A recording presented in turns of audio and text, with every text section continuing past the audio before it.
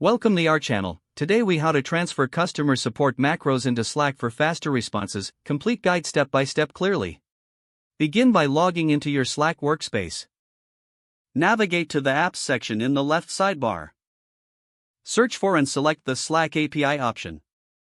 Once in the Slack API interface, click on Create an App. Choose the From Scratch option to start a new app.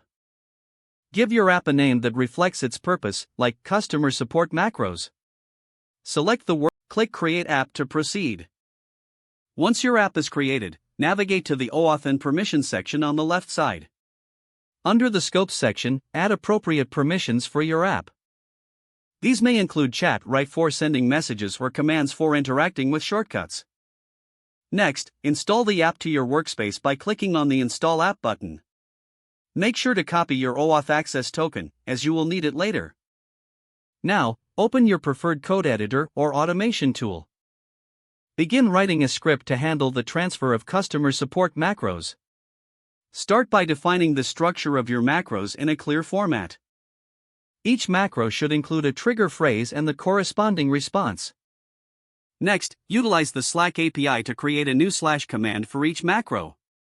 In your script, include a function that takes the trigger phrase and sends the corresponding response. Test your script locally to ensure that it functions as expected.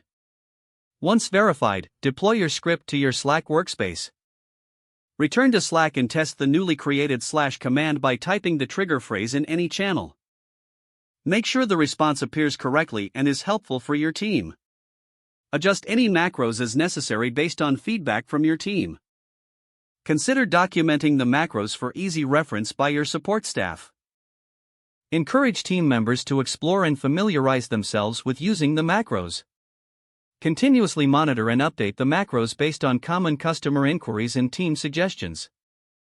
If the page does not load, refresh the browser or try again in a private or incognito window.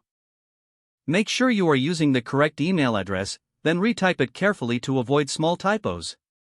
If your password is not accepted, use the reset option and create a new strong password you can remember. Don't forget to like this video and subscribe to our channel for more step-by-step tech guides.